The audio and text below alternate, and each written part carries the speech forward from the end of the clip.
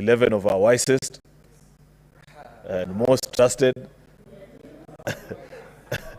senators, Mr. Speaker, who we think have the sufficient wisdom to read on our behalf, make a decision, and as you know, as per our standing orders, Mr. Speaker, should they elect that the matters have not been substantiated, the matter dies, and there is no recourse for the House. However, should they confirm any of the 11 charges, even one, Mr. Speaker, then they will invite the rest of us to join them in making a decision. Therefore, Mr. Speaker, with those very many remarks, this is not a matter that I want to speak long to, because there's more serious matters that lay ahead with regards to this particular motion, Mr. Speaker. With those very many remarks, I want to invite the Senator for Nairobi, Senator Edwin Watenya Sifuna, to second this motion.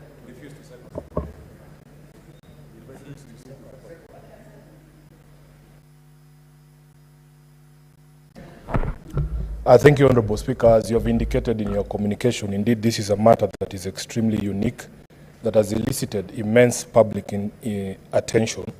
And therefore, Honorable Speaker, given the mood of the House and especially on the minority side, I respectfully decline to second that motion.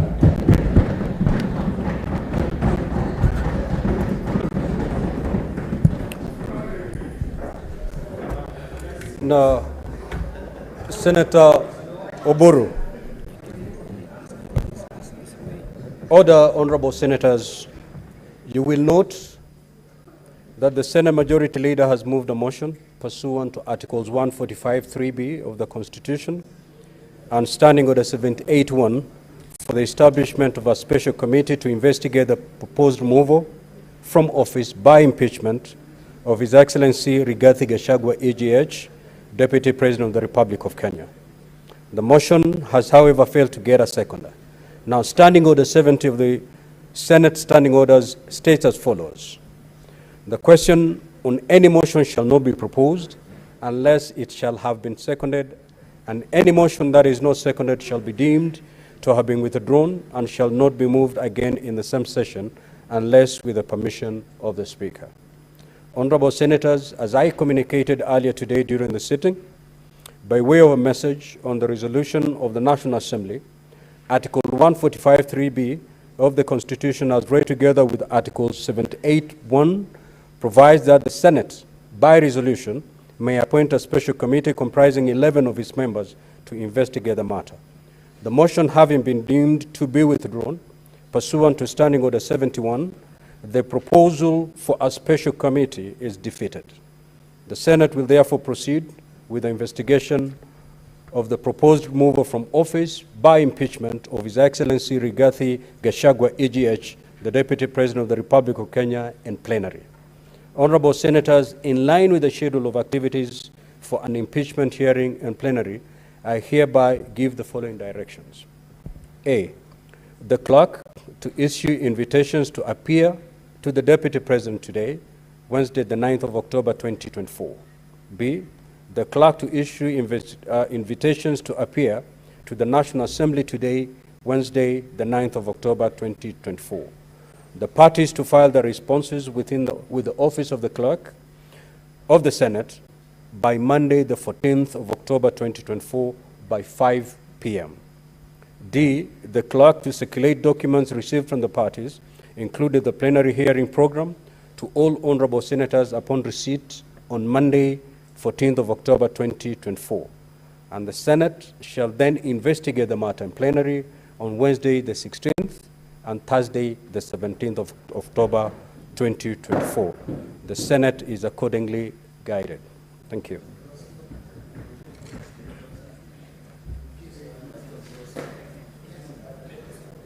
Any clarification, Senator Fernandi? Mr. Speaker, looking at the directions that we are given, I want to agree with the Senate Majority Leader that this matter is very unique. It is uncharted territory we are so used to impeachment of governors as we have done before.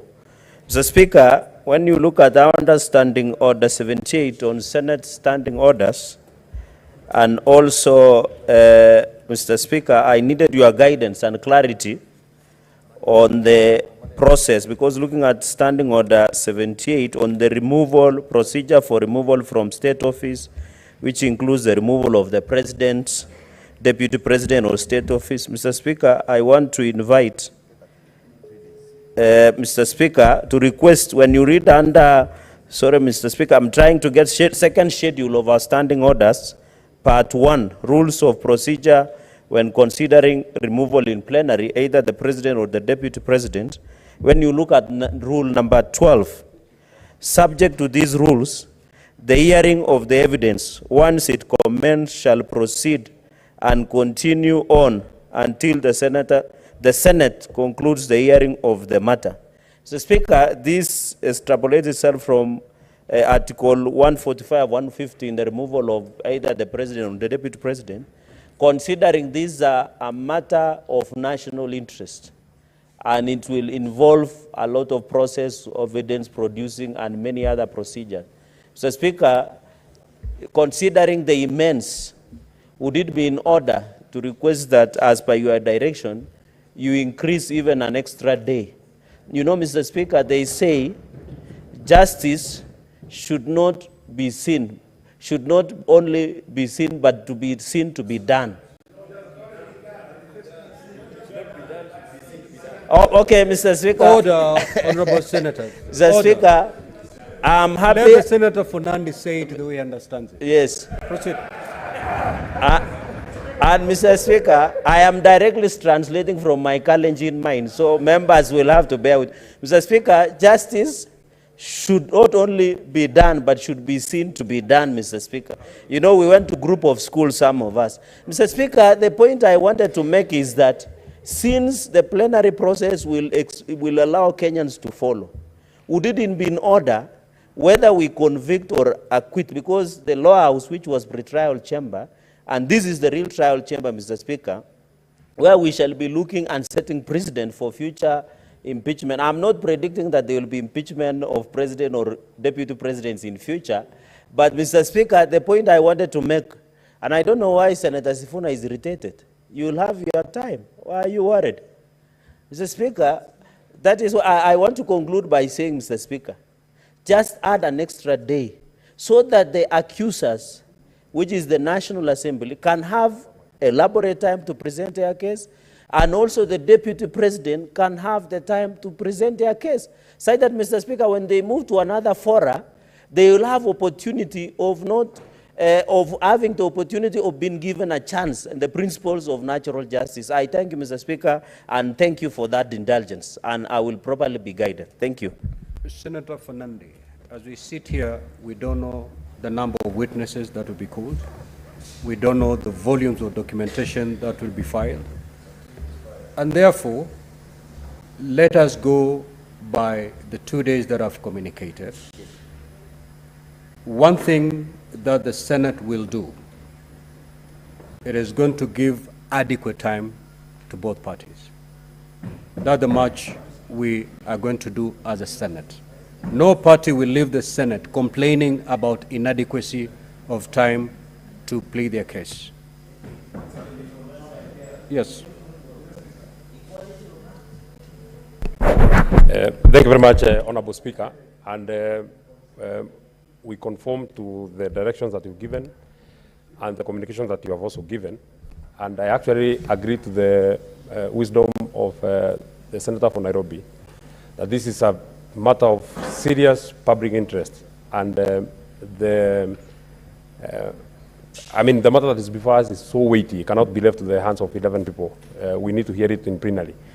And I also want to plead, based on two arguments, Honorable Speaker, looking at the communication that you've read, the number of grounds that have been set that are founded in this motion, Honorable Speaker, of impeachment.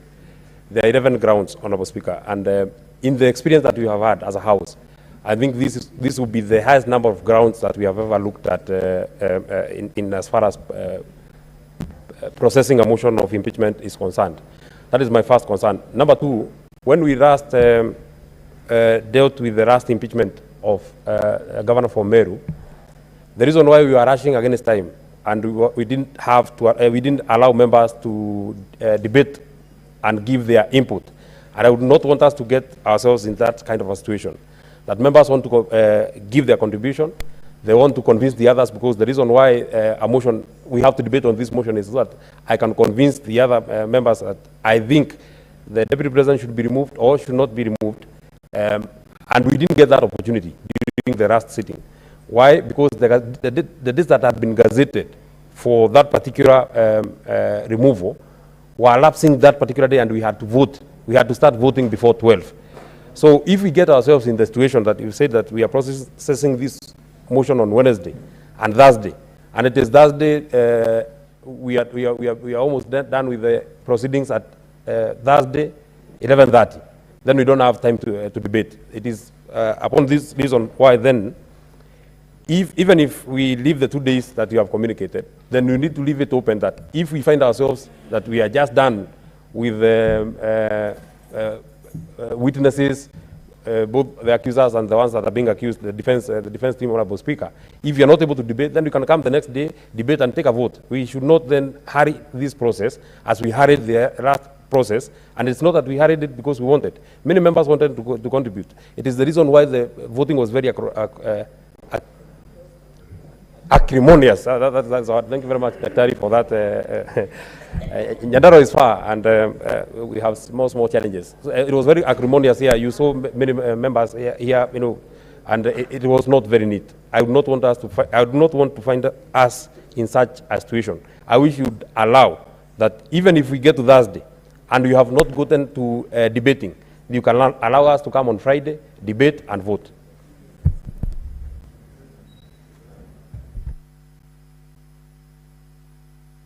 Yes, Senator Wambua.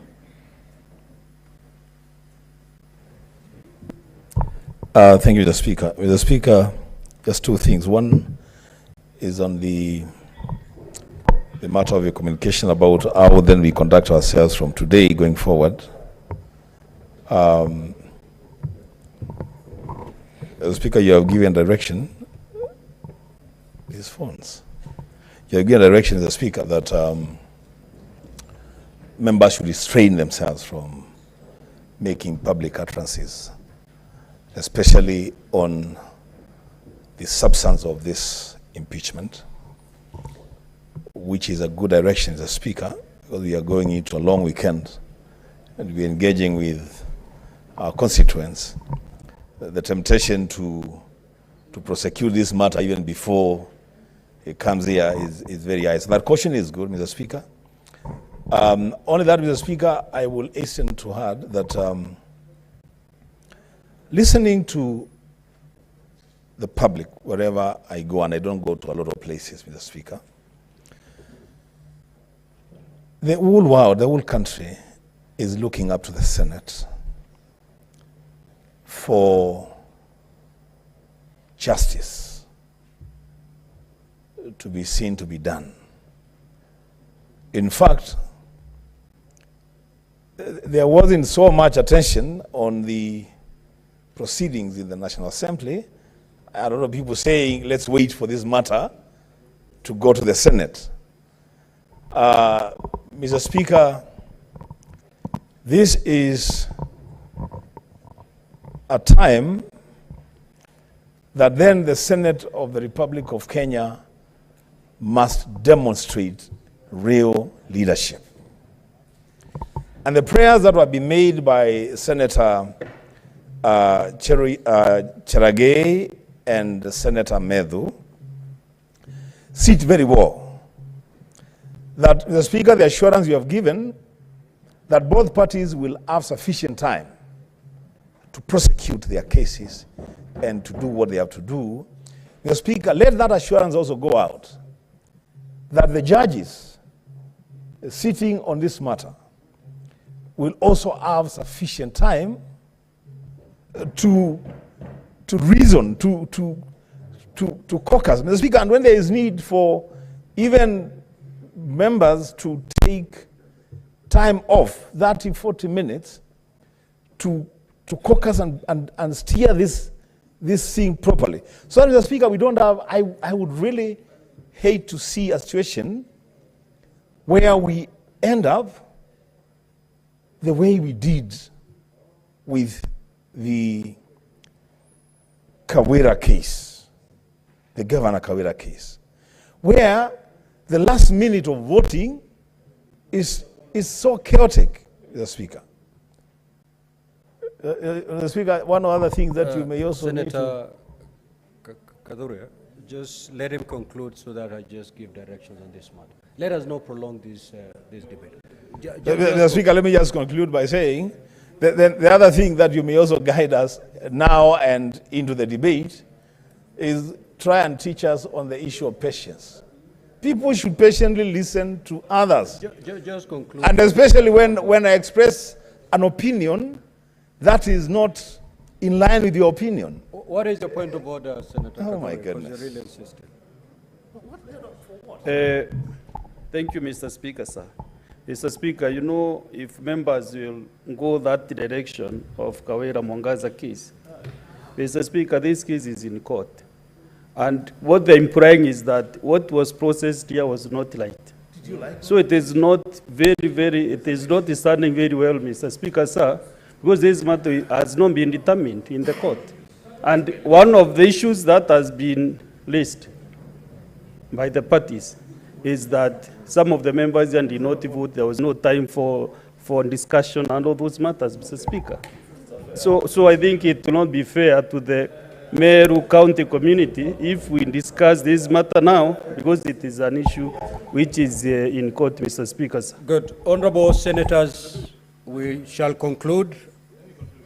No, it's me to conclude, Senator Wambua. Now, this is my direction, and it's very much what I've already directed. Honorable Wambua, which floor I have taken away from you? So, Senator Wambua, you're out of order and leave the chamber now for the rest of the day. Leave the chamber. We need to be orderly in this matter. We're going to handle a very heavy matter. We cannot have any senator heckling the speaker. As we go to this impeachment, you need to behave, Senator Wambua. Leave the chamber now for the rest of the sitting. Leave the chamber. Leave the chamber. Leave the chamber, Senator Wambua.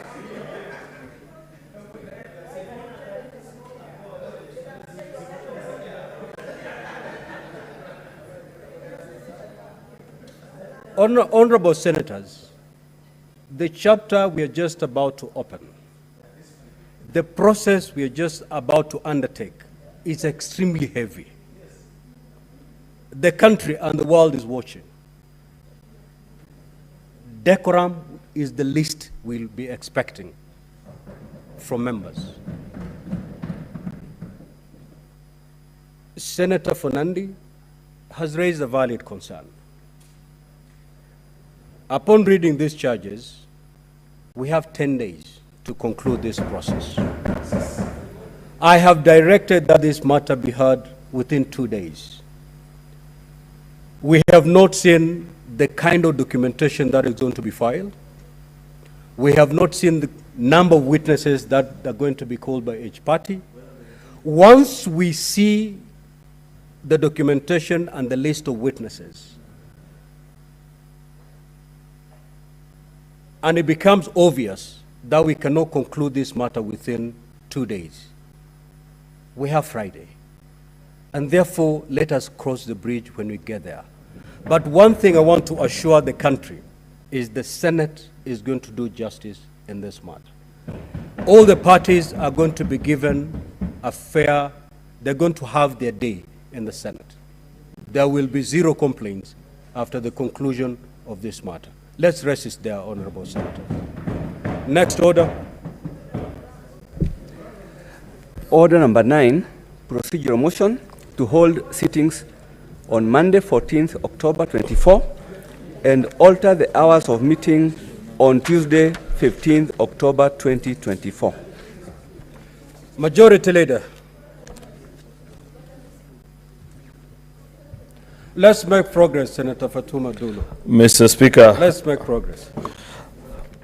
I beg to move the motion, which is for the Senate to hold sittings on Monday, the 14th of October 2024, and to alter the the hours of meeting on Tuesday, 15th of October 2024. That notwithstanding the resolution of the Senate made pursuant to Standing Order number 32 of October of February, Order number 32 on 15th of February 2024, and 26th of June 2024, 19th of August 2024, and 17th of September 2024, and the approval of the Senate calendar, regular sessions for the third session 2024. The Senate resolves: 1, pursuant to Standing Order number 34-4C,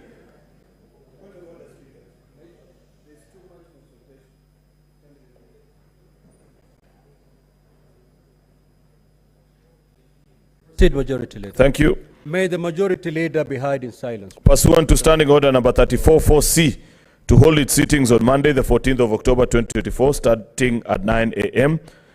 to 1 p.m. and 2:30 p.m. until the conclusion of business listed in the order paper of the day. 2, pursuant to Standing Order number 34-4B, to hold a morning sitting on Tuesday, the 15th of October 2024, starting at 9 a.m. to 1 p.m. And 3, pursuant to Standing Order number 34-4A, extend its sitting time on Tuesday, 15th October 2024, afternoon sitting until the conclusion of the business listed in the order paper of the day, in order to investigate the proposed removal from office by impeachment of the Honorable Dr. Eric Kipkoech Mutai, the Governor of Kericho County. Mr. Speaker, sir, this is a procedural motion, and we have pointed out that for lack of flair in drafting both the special notice, special motion such as this, and the order, gathered notice, Mr. Speaker, we found ourselves with the challenge which many of our colleagues are actually discussing right now, where they felt that in handling of an impeachment procedure, we had too much to do within such a short time. And therefore, Mr. Speaker, if you see the way the motion has been drafted, it is until the business listed on the order paper is concluded on that day. So it's not unusual, Mr. Speaker, that we leave this house on certain days at 2 a.m., 3 a.m. Has happened many times before, Mr. Speaker, because impeachments have got serious consequences. And impeachments, Mr. Speaker, are almost the last resort in a dispute resolution, Mr. Speaker, between the parties that are before each of us. Therefore, Mr. Speaker, I want to urge senators, given if they approve this timetable, next week will be quite a heavy week for senators. On Monday and Tuesday, Mr. Speaker, we have this impeachment. You have just given direction, Mr. Speaker, that on Wednesday and Thursday as well, we have the impeachment motion or process of the Deputy President. Therefore, a lot of energy is required from senators next week. So all the senators, including the young ones like my kid brother Eddie, Mr. Speaker, need to spare energy this weekend, and so that next week they have a lot of energy in the House, Mr. Speaker.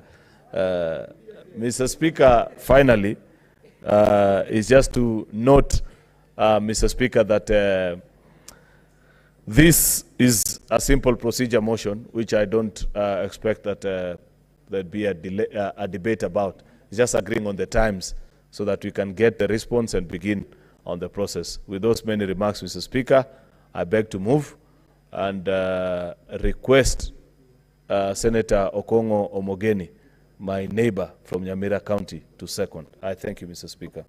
Senator Okongo Omogeni. Thank you, Mr. Speaker. Sir, I stand to second the motion by Majority Leader and the Senator of Kericho, my neighbor, and agreed that the matter is weighty. The Senate is on the spotlight. This is the time we need to demonstrate to the country that we are fair. We can discharge our functions impartially, without fear and favor. And I second the motion, Mr. Speaker.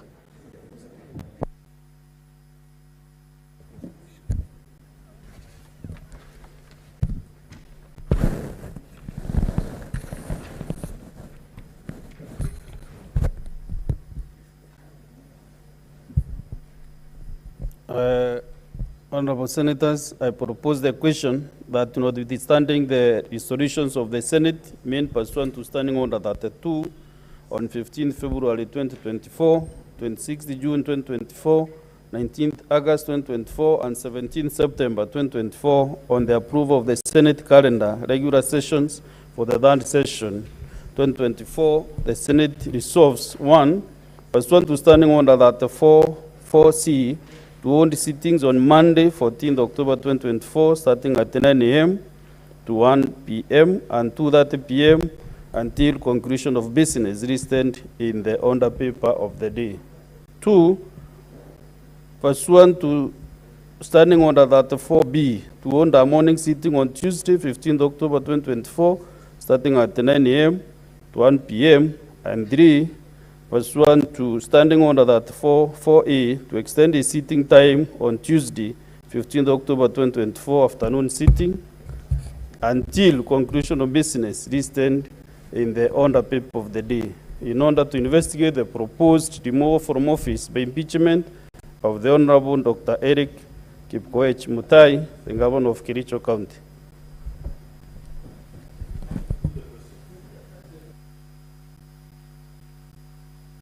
Honorable Senators, I can see a few senators lined up here on my screen.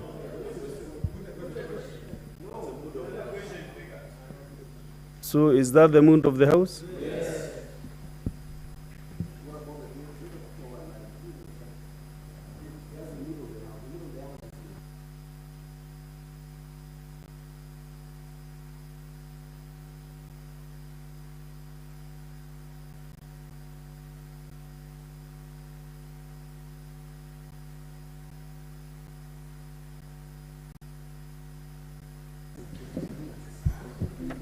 Now let me hear the wisdom of Senator Sigei Wakiri.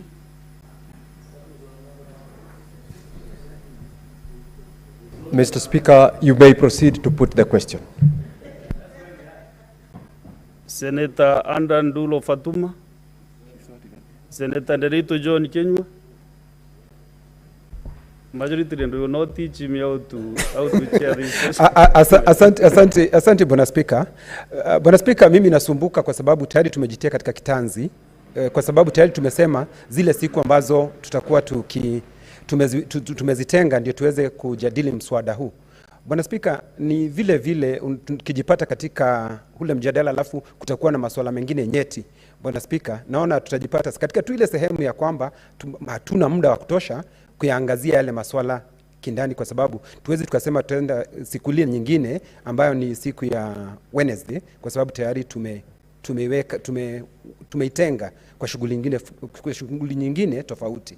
So kwa hivyo Bwana Speaker, ninasema kuendelea mbele Bwana Speaker, pengine tumekuwa tukijipatia muda zaidi, lakini naunga mkono Bwana Speaker. Kwa hoja hii Senator Kenywa, kwa hoja hii tuko nayo, iko wazi kabisa ya kwamba Jumanne tarehe 15 afternoon sitting tutakaa mpaka tumalize biashara, business listed in the order paper of the day. So that is why the majority leader and advised Senator Ndokech to preserve more energy over the weekend, so that even you can sit up to 6 a.m. on Wednesday morning until we clear the business that will be listed on the order paper. It is not specific on the day. It is until the business on the order paper is concluded. So it is not specific to midnight on Tuesday. It is until we clear the business. So I think you can also familiarize yourself with the order paper before or even when the question is put. Honorable Senators,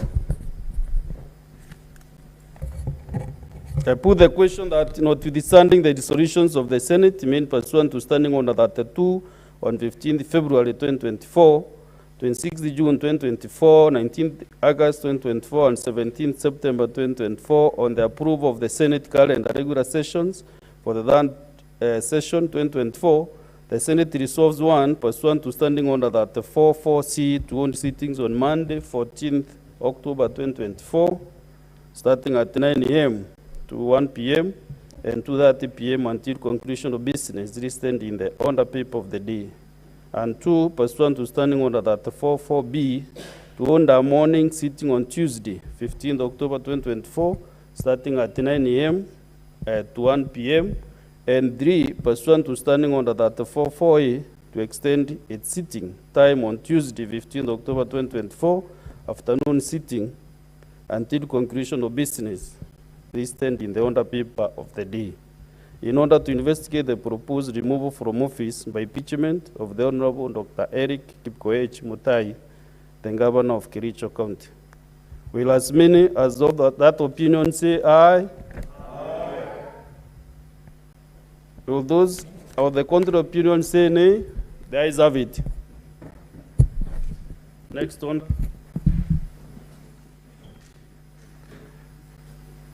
Order number 10, motion. Report of the 9th Interparliamentary Union Global Conference of Young Parliamentarians held in Hanoi, Vietnam from 15th to 17th September 2023. Senator Mevdu was to move this motion, but I cannot see him around. Next one. So this motion is deferred until next time that will be allocated.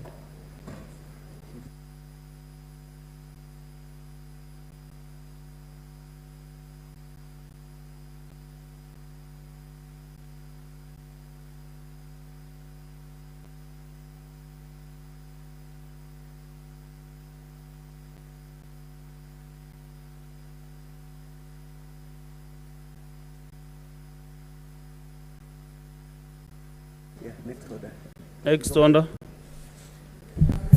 Order number 11, motion. Reports of the Kenya delegation to the 147th and 148th assemblies of the IPU and related meetings held in Luanda, Angola from 23rd to 27th October 2023 and in Geneva, Switzerland from 23rd to 27th March 2024 respectively. Senator Catherine Muma. Honorable Speaker, thank you. I wish to move the motion on the reports of the Kenya delegation to the 147th and 148th assemblies of the International Parliamentary Union, IPU, and related meetings that were held in Luanda, Angola, from 23rd to 27th October 2023, and in Geneva, Switzerland, from 23rd to 27th March 2024. That the Senate notes the reports of the Kenya delegation to the 147th and 148th assemblies of the Interparliamentary Union and related meetings in Luanda and the one in Geneva. Honorable Senators, Honorable Speaker, just key to note that the Kenyan delegation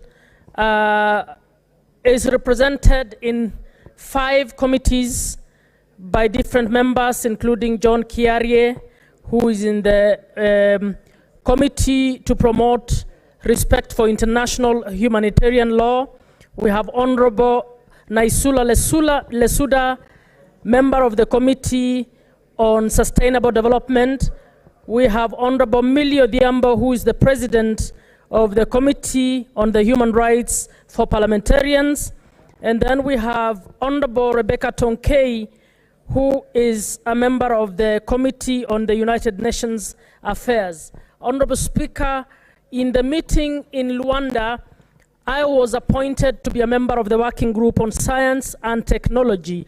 And the key activity in Luanda was the appointment of the Right Honorable Speaker Axon Tulia from Tanzania as the first woman president to the IPU. And the Kenya delegation participated actively in the campaign to ensure that that seat came to East Africa. Honorable Speaker, in the Geneva meeting, one of the key issues that was discussed in the working group on science and technology was the preparation by IPU of a charter on the ethics of science and technology, so that parliamentarians can now start being involved in policies relating to matters, science and technology, especially issues of ethics of things like artificial intelligence. And Mr. Speaker, as we are speaking this week, the IPU meeting will begin in Geneva this week.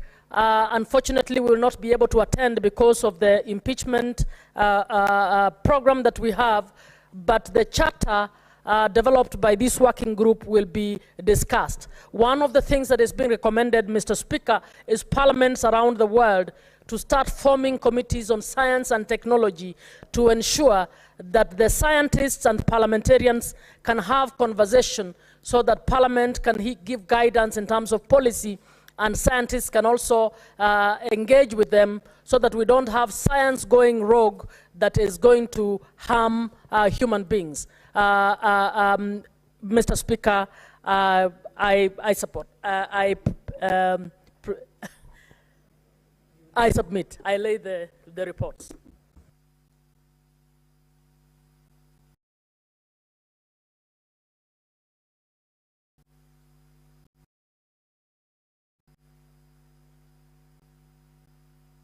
Senator Muma, you say you beg to move, and then also you get a seconder.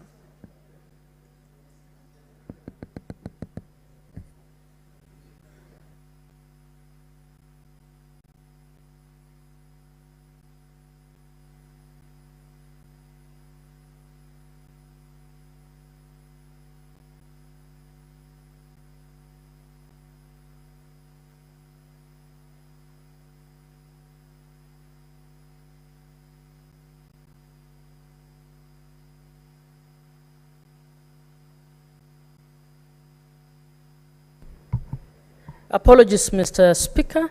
I wish to ask Senator Omogeni to second. Thank you. Just pronounce to yourself that you beg to move, then you ask him, request him to second.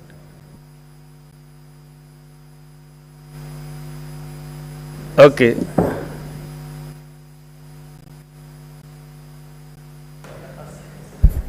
I beg to move and ask Senator Omogeni to second.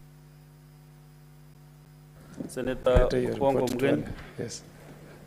And members, the reports are on our gadgets, so you can just check and get something to speak.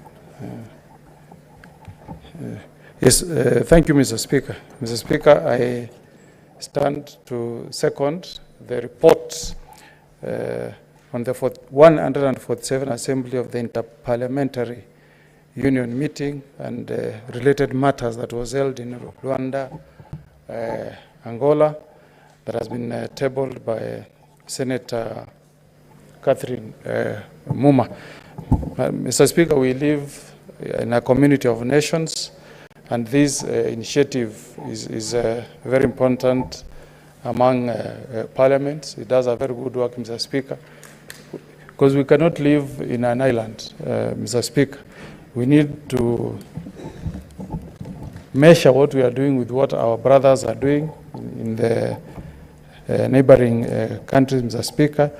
And we hope, Mr. Speaker, as we send our members of parliament to these committees, we can deal with some of the serious issues that are affecting countries, especially, Mr. Speaker, issues of corruption. Mr. Speaker, when I used to serve in EACC, countries were trying to discuss, Mr. Speaker, how you can ensure that money that is being moved from one country to the other is discouraged by nations. So I was seeing a debate, Mr. Speaker, on a TV station this morning, and the senator for Kisii was disclosing that there are governors who have bought 8 flats in a country in Europe called Spain. And he was appealing to the Ethics and Corruption Commission to ensure that issues dealing with corruption are dealt with decisively, and the money that is sent to our counties is used for the benefit of the people who reside in counties. Issues dealing with climate change, Mr. Speaker, you can see the kind of floods that we are seeing in the US, Mr. Speaker. We need to be conscious that as a country, Mr. Speaker, we need not only to take care of our country called Kenya, Mr. Speaker, but that we need to also borrow from what we are seeing happening in other nations, Mr. Speaker. If we don't protect our environment, Mr. Speaker, we are exposing ourselves to risk.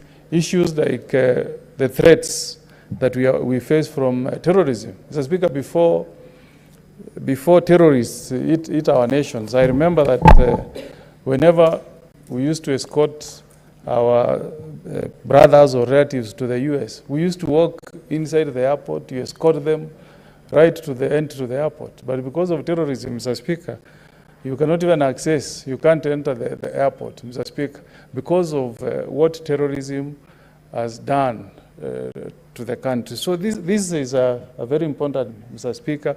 We need to preach peace. We need to have tolerance among various faiths. In this House, Mr. Speaker, when I look at Senator Faki, I look at him as a Kenyan brother. I don't look at him as a Muslim. And I'm sure he also looks at me as a Christian, Mr. Speaker. We need to encourage people in the human race to live as brothers and sisters. So with those few remarks, Mr. Speaker, I second this motion and pray that we can be a country that can preach peace. Nobody is happy with what is happening in the Middle East. We are not happy with the escalation of war in the Middle East. When there is war in the Middle East, the effects affect many countries. I hope that the UN, the United Nations, can push for a peaceful resolution with the disputes we are seeing in the Middle East, Mr. Speaker, so that Palestinians, Israelis, the people in Syria, and all those countries, Mr. Speaker, we want to see them live in peace, Mr. Speaker. When I was a young child, I used to hear about Palestinian Liberation Organization led by Yasser Arafat. Now I'm almost becoming a senior citizen. The disputes in the Middle East are still ongoing. The wars that we used to see in Angola, you still keep on hearing about war in Angola, Mr. Speaker, the war in Chad.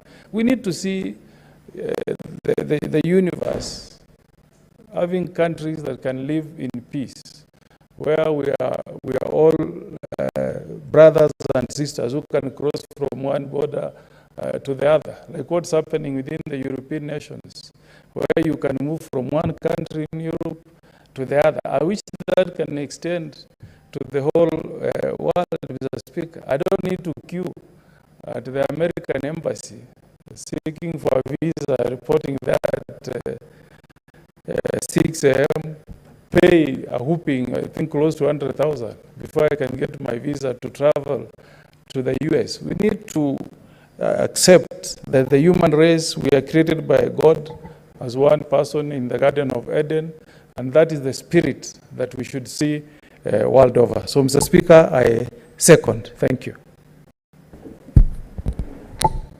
Honorable Senators, Honorable Senator, can wait a bit. I'll give you 1 minute to close the door.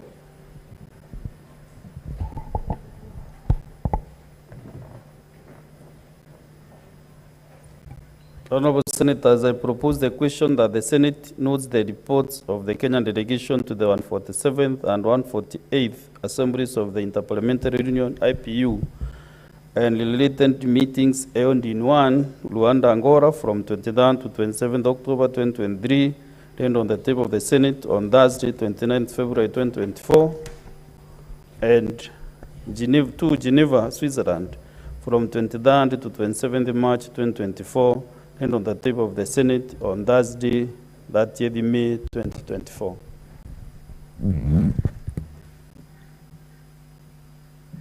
I'm now inviting senators to contribute to this very, very important report on interparliamentary union.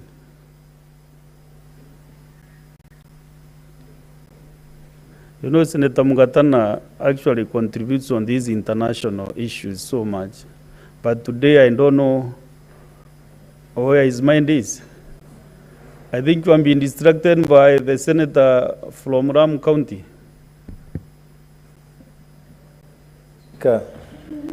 Because this is similar to what you do in the yes, Mr. Speaker, in the African Parliament.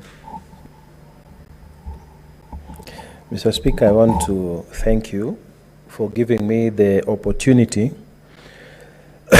to debate the report of the Interparliamentary Union that was held in Angola, Luanda, Angola, from 23rd to 27th October 2023. Mr. Speaker, as you have correctly talked about, there is a very big role that parliaments all over the world play in terms of cooperation, coordination, and ensuring that the representatives of the people around the world come together and discuss issues that are relevant. Mr. Speaker, on this meeting that was held in Luanda, a lot of things were discussed, Mr. Speaker. A lot of things were discussed, but I would like to dwell on the issue that focused on global food security. Mr. Speaker, there are many challenges, and it was recognized by the parliaments that were seated in Luanda, Angola, that many parliaments in many parts of the world are affected by the problems of food insecurity. Mr. Speaker, there are lots of problems. The world is not being able to feed itself, and there are people who are living in areas that are frequently hit by climate-related disasters. And Mr. Speaker, during this meeting in Luanda, there was a focus on what was happening in the El Nino time, at that time, Mr. Speaker. And there was a relation in these discussions about droughts that had increased. And at that time, Mr. Speaker, they were talking also about the cycles of the droughts and the El Nino phenomena that was affecting food production and jeopardizing even stability of food supply across the world. Mr. Speaker, these parliaments also discussed the impact of COVID-19 pandemic, that so many people were not able to access their farms, so many people were not able to be engaged usefully so that they can produce food. And Mr. Speaker, apart from the climate issues, the question of the COVID pandemic was discussed.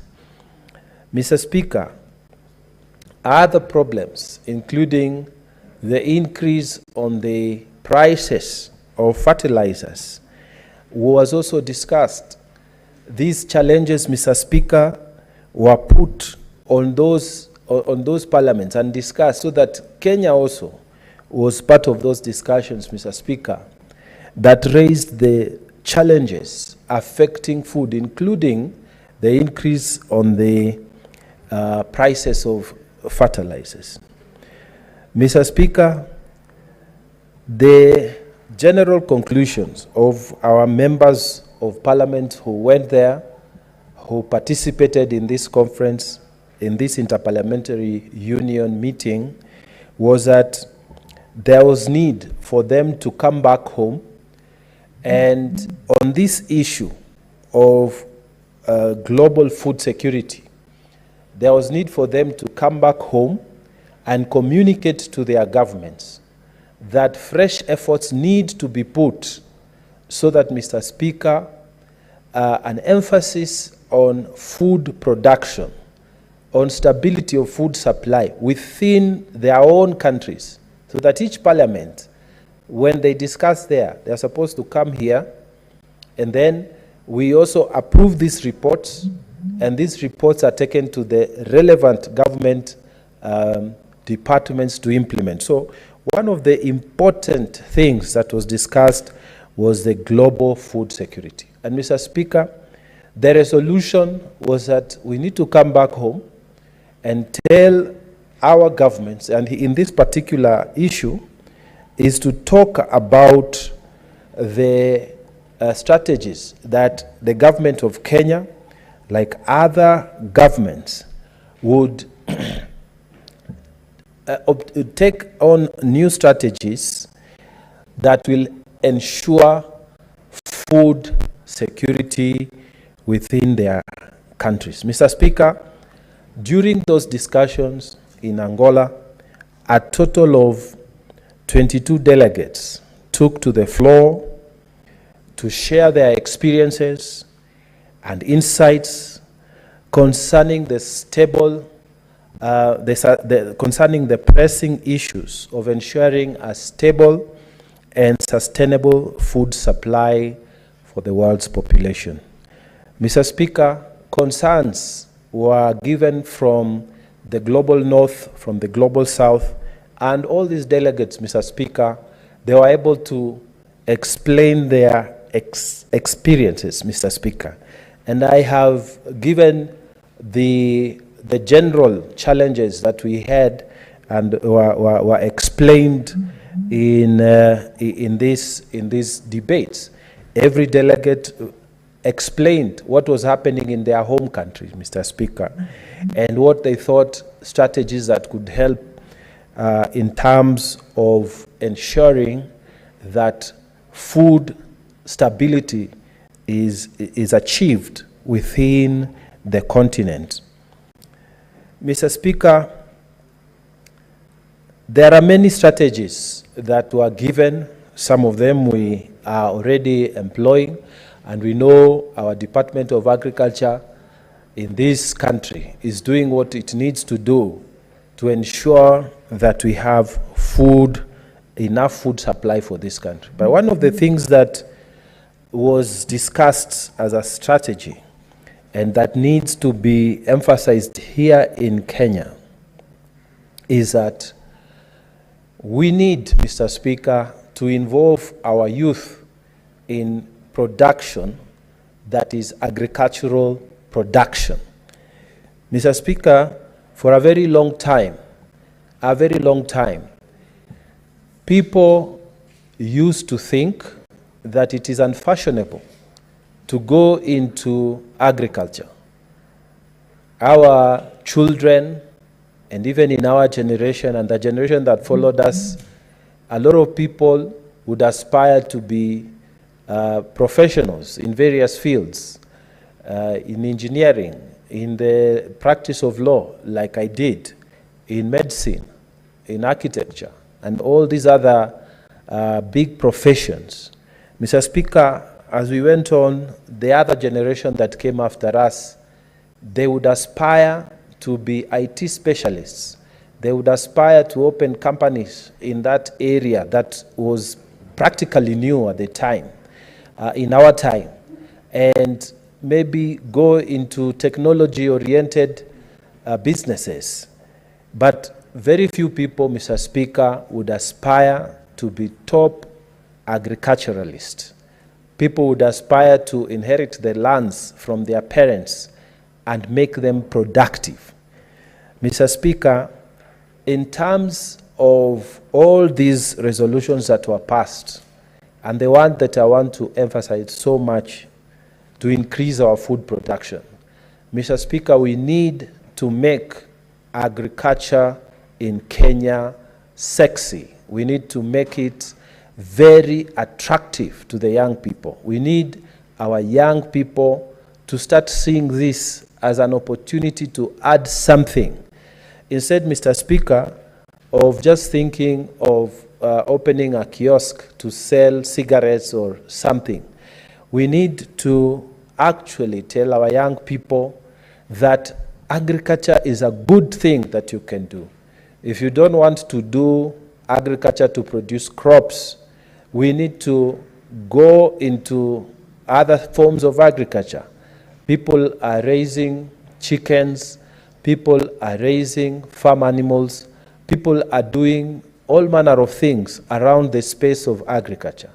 Mr. Speaker, some of the people who have really made it in this life are people who have been selling eggs, are people who have been doing business around wheat farming, are people who have been doing business around maize growing, are people who have been supplying the Kenya Meat Commission. We need to carry out a massive re-education of our minds. We must tell our children that it is good to actually be able to feed yourself.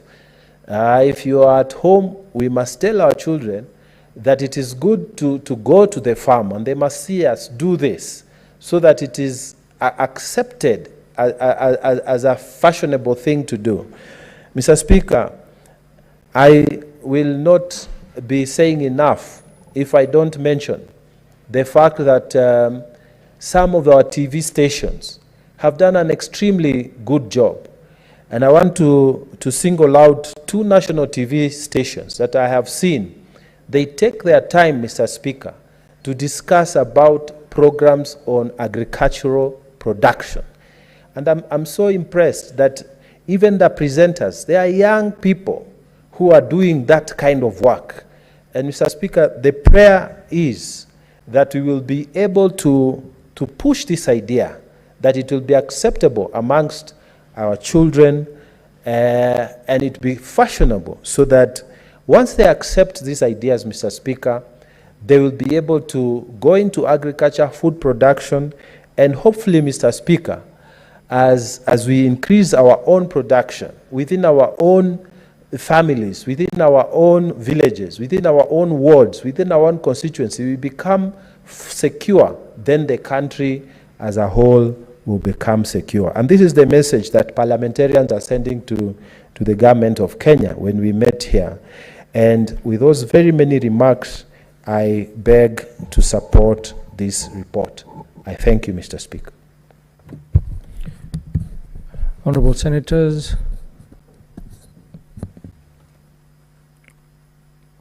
there being no other senators wishing to contribute, I call upon the mover to reply, Senator Muma.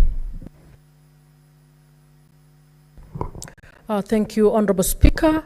And I would like to thank Honorable Mungatana and Honorable Mogeni for contributing to this motion. Honorable Speaker, as we participate in international conversations with other parliaments around the world,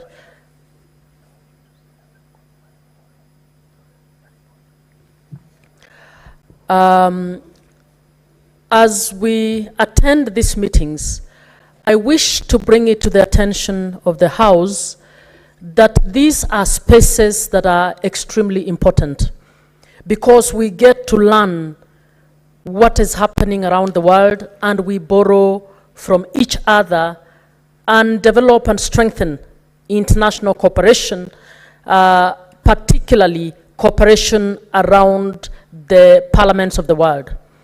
The Interparliamentary Union is the union of all parliaments of the world, except very few of those.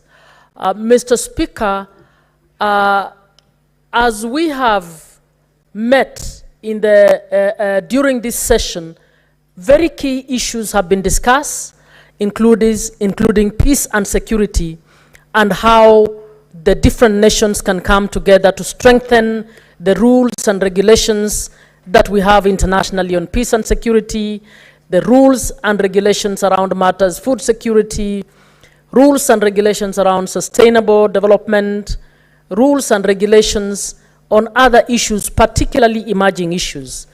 When I moved the motion, I spoke about the Science and Technology Committee that I'm sitting in, Mr. Speaker, that has been a very educative forum. Very educative forum because there are so many things we take for granted. And you find that the world is actually going to centrally driven by technology. And we are all going there, but possibly not planning for it properly. And the parliaments of this world and parliamentarians do not necessarily have the capacity to be able to know what kind of policy can they support within their arms of government. So these sessions enable us to be able to converse and to be able to see how to move legislation in these areas. One of the ongoing conversations technically that is happening is the matter of internet governance. Honorable Speaker, I don't think anybody is moving serious legislation and policy around internet governance in this country. And internet governance is a complex issue that will require that we refocus, knowing that internet actually makes the globe a one center. Because with internet, you are able to access information not just from your own country, but from other countries. And we need to be able to think on how we can have complex regulations that can ensure that as we use internet, as it enables us to move on many fronts, that it will also be able to be a safe space, particularly for those who are vulnerable, including minors. We would not know how to do these things unless we deliberately are trained on this. And I'm not aware of, at the Kenya level, any trainings that our own parliament or PSC has put in place to guide us on understanding the complex scientific areas that require that we regulate. Mr. Speaker, in the Angola meeting, one of the things that came up, one of the resolutions that was moved by the Committee on Democracy and Human Rights was a resolution on orphanage trafficking. And this, Kenya actually had 6 amendments to this resolution, and we actually managed to get 5 of them taken up. And when I came back home, Mr. Speaker, I'm happy to report that I have actually, with the support of the legal department, we are drafting an amendment to our Child Trafficking Act, because in that act we never contemplated trafficking that happens around the orphanage. Mr. Speaker, a lot of child trafficking is happening, and you will be amazed or shocked that part of what is happening is people will set up institutions in the name of helping children, but those institutions are being used to traffic children out of one country into another. So this is a conversation we've had in IPU, and we have resolved that as the countries go back, one of the ways of strengthening, ensuring that we police against child trafficking is to strengthen our laws on orphanage trafficking. And I have put in place something in regard to that. As I had said earlier, I'm also hoping that both National Assembly and the Senate can think of a way of coming up with committees that address science and technology in terms of impacts of technology on human rights as we move on. And I believe that as we continue to participate, we will be able to improve on legislation here. Mr. Speaker, as I finalize, I would like to make a plea that usually we participate in the big assembly meetings of IPU, of the Commonwealth, of the Pan-African Parliament, I want to state that before the big meetings, we have technical committees where the technical issues are discussed. And usually we are not facilitated to participate in that. And you'll find that when you go now to the assembly, the countries whose membership have seriously participated in the technical sessions of the committees are well versed or better versed with the issues that they are presenting. So I'd like to request that the Office of the Speaker consider that in some of these meetings that we will be able to facilitate members to participate in a few of the technical issues, particularly those that are drafting issues that come before the Assembly. I therefore wish to thank my colleagues for contributing to this motion, and I wish to ask that to request the Speaker to defer the putting of the question. Thank you very much. Thank you, Senator.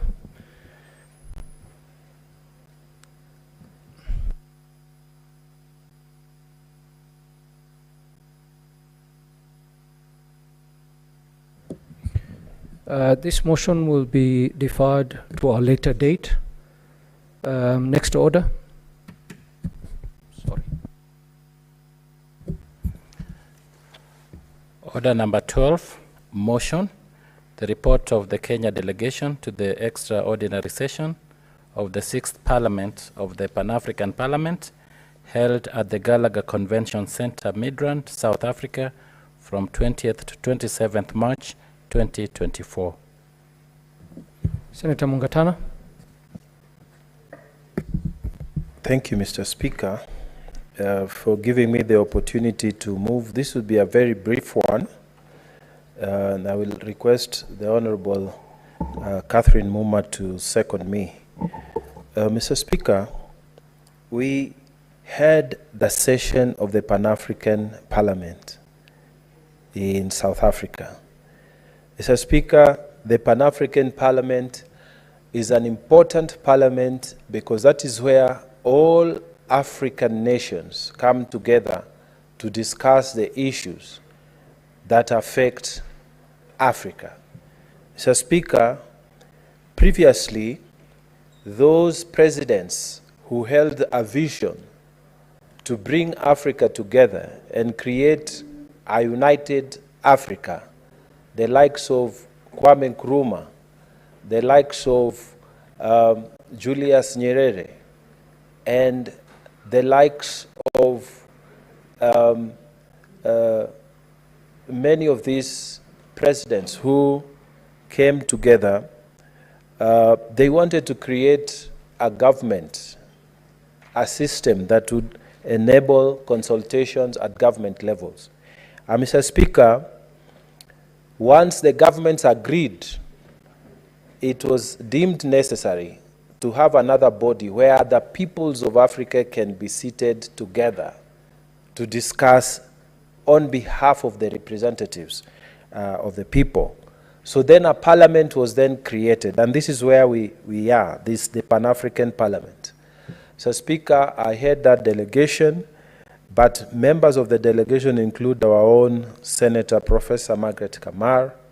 Also from the National Assembly, we have Esther Passaris, Joseph Kalasinga Majimbo, and Rehab Mukami. So the 5 of us, like all other nations, the 55 countries of Africa, we sent 5 people there.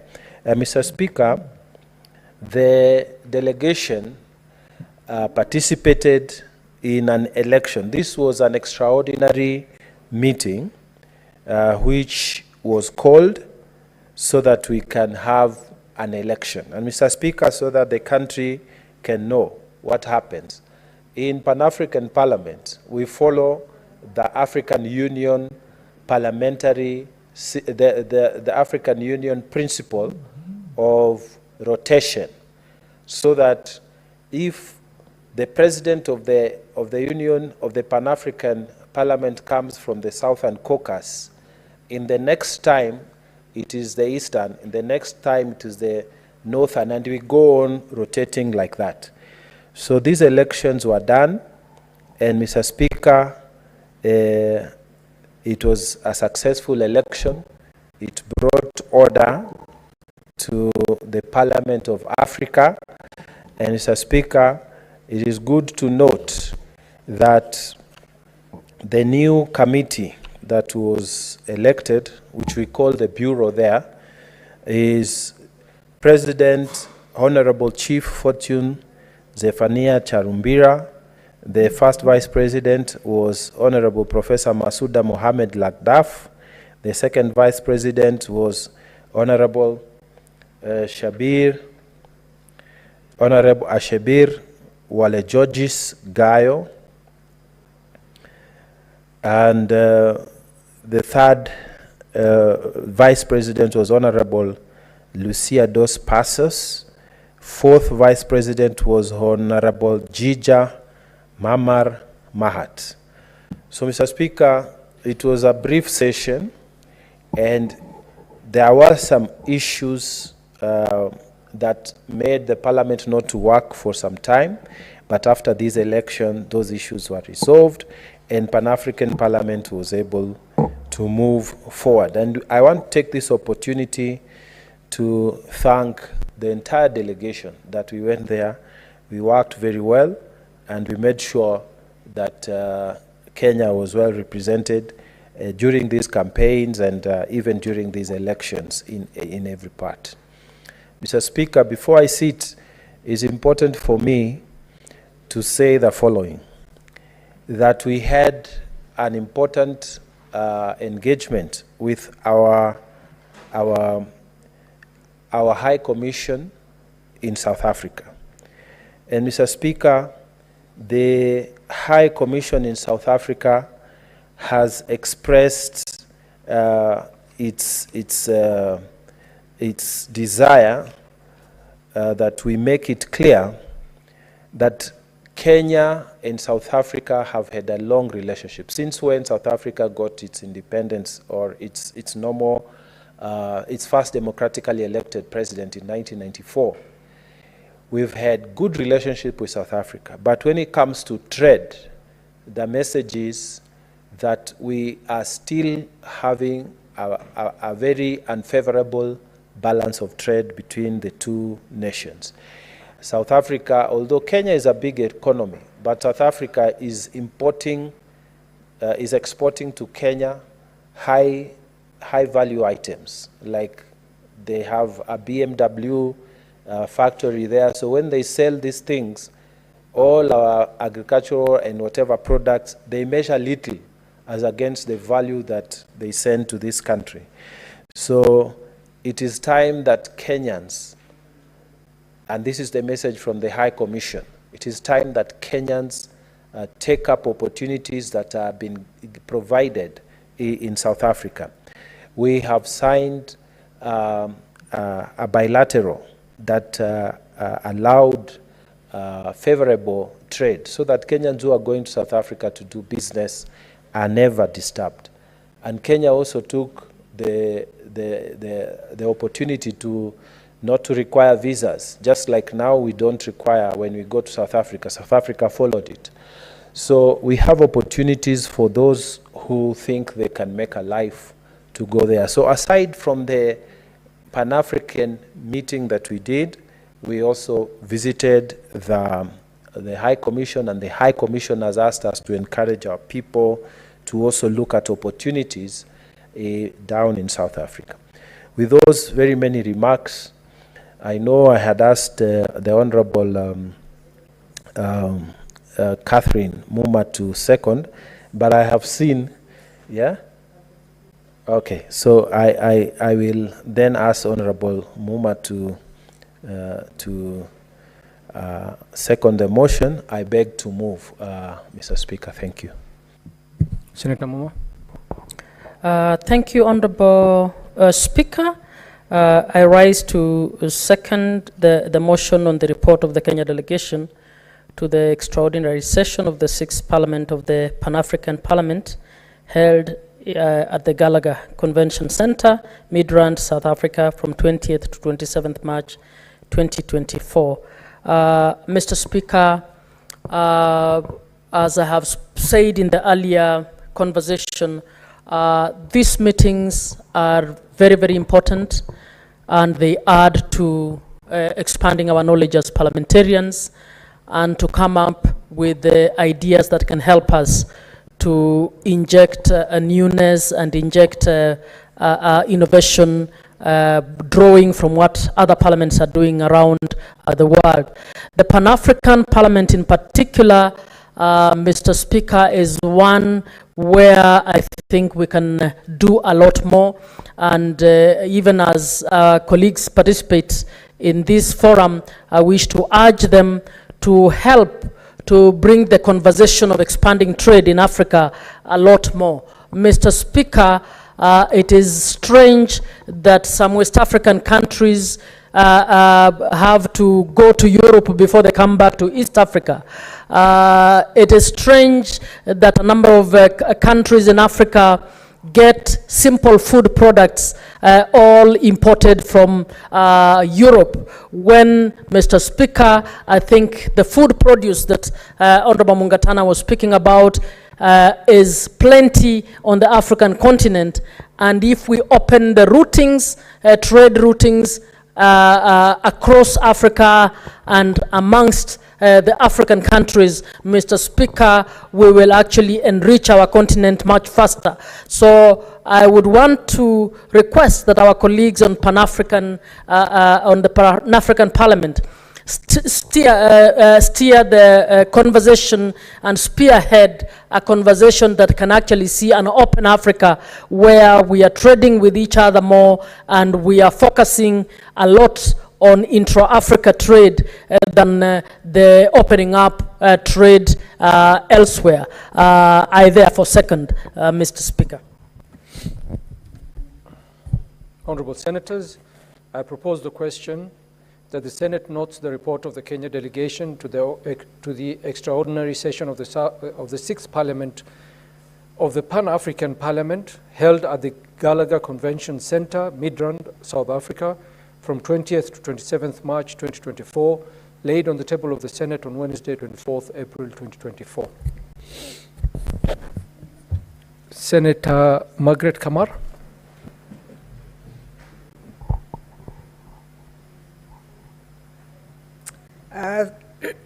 Thank you, Mr. Speaker, for the opportunity to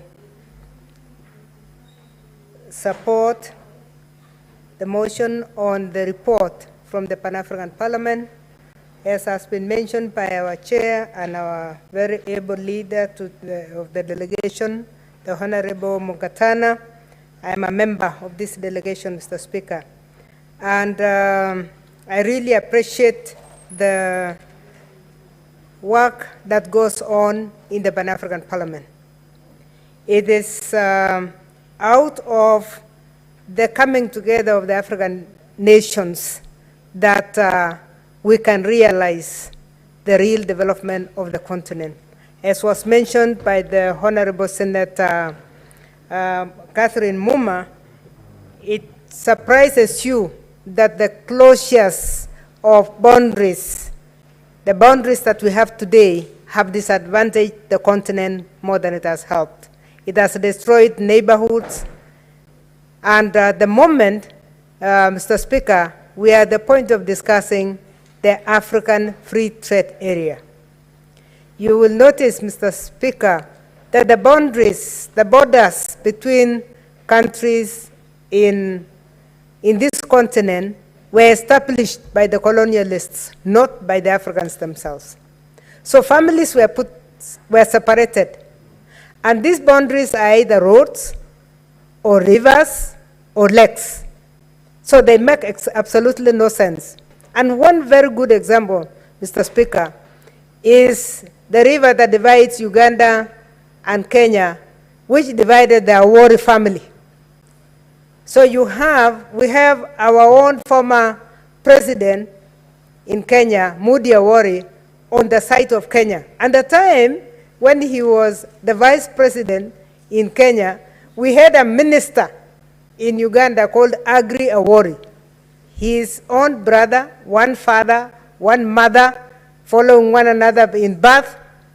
But because the river divided their land, and they had both sides of the land. Some were called Ugandans and others were called Kenyans.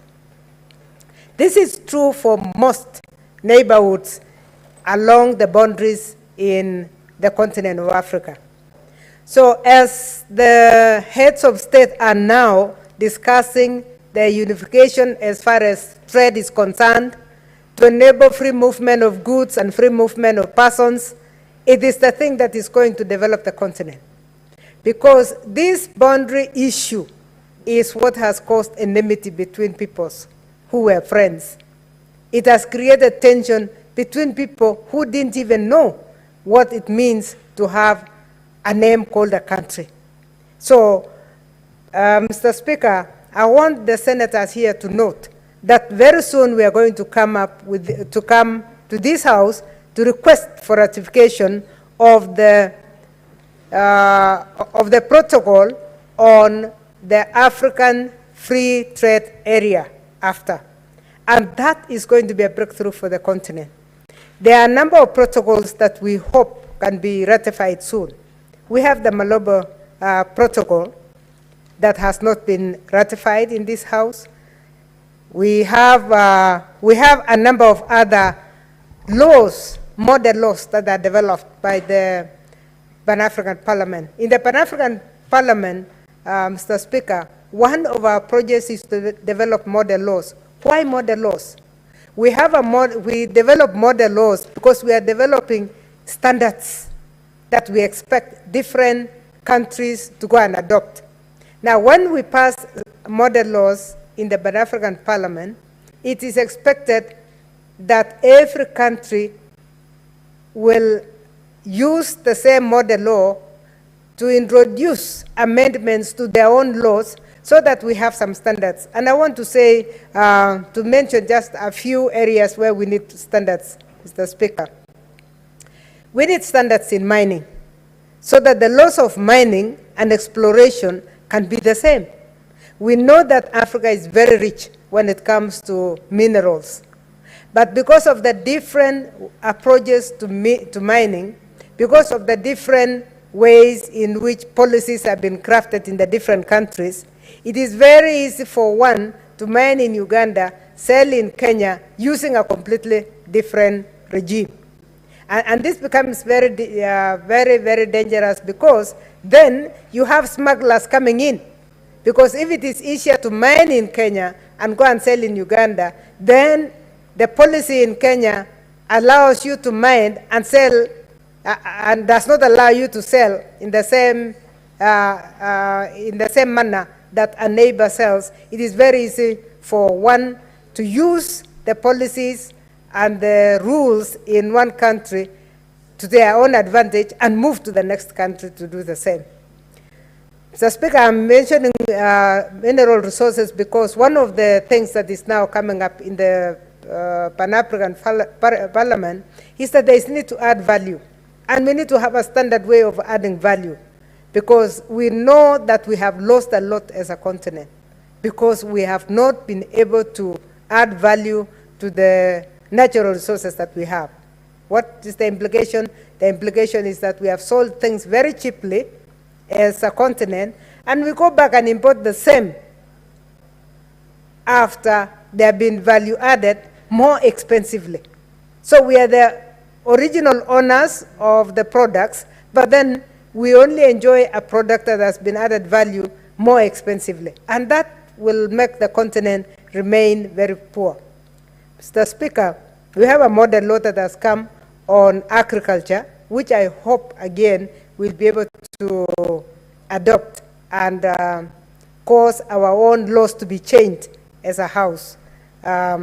We are happy because Esther Passaris, who is a member of the Pan-African Parliament, is a member of the Agriculture and Rural Development Committee, and she is going to table the model law and transmit it to this House. And once it comes to this House, we will use it to amend because we know agriculture is dominantly devolved, and this is the House that should make decisions. So there are many other laws that are coming. We are coming up with laws that to do with trade. Mr. Speaker, I sit in the Trade Committee, and we are working on the issue of the free trade area currently, and we are really pushing hard to make sure that this continent becomes open. We know that there is, within the agreement of the African free trade area agreement, it is clear that when we have about 8 members having ratified, they are allowed to proceed. And we are going to urge the East African community to proceed with that. We know that currently we have the customs union between the East African countries. And again, even as we are working on that, one of the objectives of the African Union is to make sure that the regional economic blocks like the East African community can integrate further and be the role models when it comes to integration. And this is what we are going to push for ourselves as the East African region, using the model that has been successful in allowing trade between the states of the East African community, so that we can spread out, because the East African region under the African Union has more countries, in fact, than what the East African community has. We have Ethiopia, we have Djibouti, we have the islands, Madagascar and Seychelles, and we need to expand that integration and to allow free movement. Mr. Speaker, we are proud as Kenya that the head of state made a pronouncement that people, the Africans, anybody from the continent of Africa can get into Kenya without a visa. That if you, for any country that still has to do anything, you do your processing even at the airport. This is what we are looking for under the African Union, and this is what the Pan-African Parliament is pushing for. We are pushing for free movement of persons, we are pushing for free movement of goods, so that we can trade between ourselves better, and we open the airspace. Because unless we open the airspace, Mr. Speaker, it becomes extremely expensive for an African to move within the continent. One of the things that we are looking at right now to enable the free trade is looking at the infrastructure. The infrastructure requires that we have railway lines connecting, railway connectivity between countries in the continent. We want to have road networks between the country. We are very, very happy that with the candidature, as a delegation, we are very happy with the candidature of the Right Honorable Amolo Odinga. The main reason is that he was in charge of the African infrastructure before. So the priorities that he had put in place are the priorities that are now at the committee stage. When we are telling ourselves we need to have road networks, we need to have rail networks, so that we can have a railway line that starts from Cape Town all the way to Cairo. Then we have rails from Nairobi all the way to the west, to Senegal. These are some of the things that were emphasized when our own candidate, Raila Amolo Odinga, was in charge of infrastructure. It is our prayer as a House that he will win that position, so that he moves this ahead. Mr. Speaker, may I finally say we are very grateful as a delegation that we have been given the opportunity to take up this great responsibility, and we believe that with the leadership of the Honorable Mungatana, we will even participate more, and we will give more reports in this House, so that the House can be moving with us. With those remarks, Mr. Speaker, I support. Thank you, Senator Esther.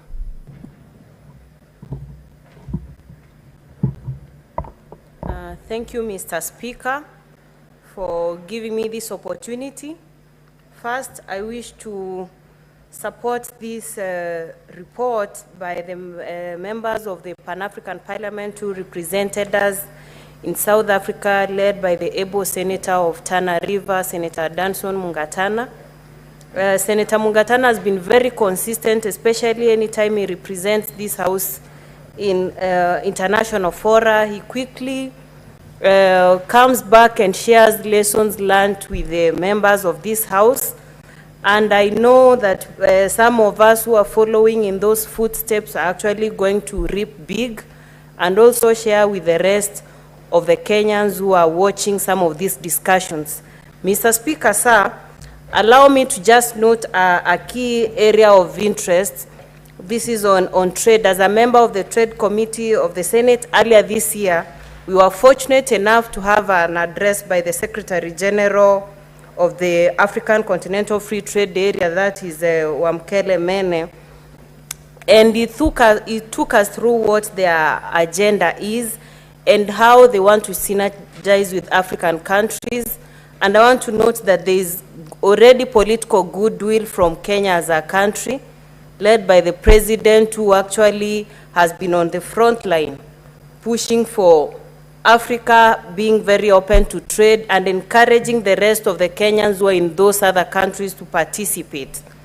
It's a very good opportunity for Kenyans to also take this chance and do trade in South Africa, and also for South Africans to also cross borders and come and trade with Kenyans. That's the whole essence of a borderless Africa, especially when it comes to trade.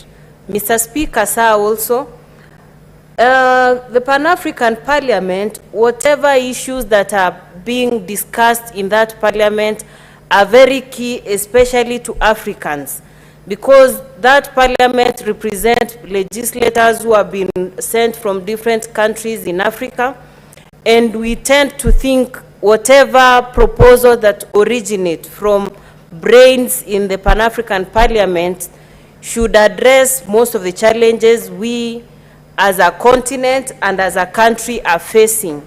So we need to have more of these proposals and solutions that are being offered by the Pan-African Parliament be implemented in the member states so that we can make progress.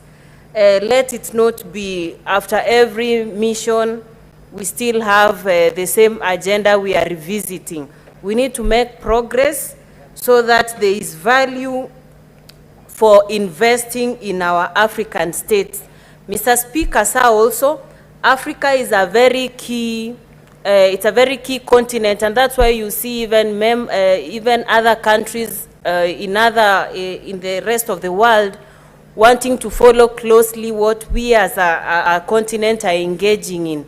Look at even the African Union elections that we are actually pitching up for with the Right Honorable Raila Odinga.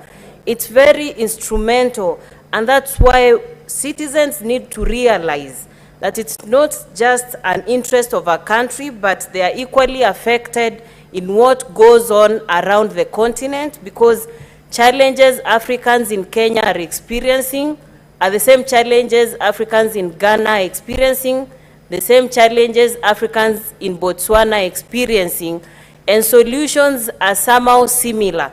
So I urge my colleague members of parliament to support this report and walk the talk from some of these proposals, so that we even give the members who normally go representing us in the Pan-African Parliament reason to agitate strongly for some of the proposals we are giving. So thank you, Mr. Speaker, and let me just conclude by saying that this is also a very good opportunity, not just for senior citizens who are very much abled economically, but for young people, because young people are very quick, especially in this digital era, to connect across the continent and can therefore boost their networking skills, especially in business, not just selling in Kenya, but selling across the continent. Thank you, Mr. Speaker. Thank you, Senator. Senator Beatrice Ogola. Thank you, Mr. Speaker. From the onset, Honorable Speaker, I want to applaud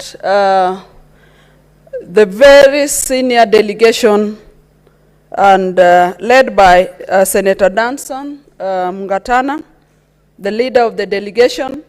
Honorable Speaker, the delegation is composed of very, very senior legislatures, and we are happy also to benefit from their wisdom, from their institutional memory of the legislative arm of our government. Senator Mugatana has a rich history, both from his profession and from his work in Parliament, as demonstrated even by his contributions and by his debates right at the Senate.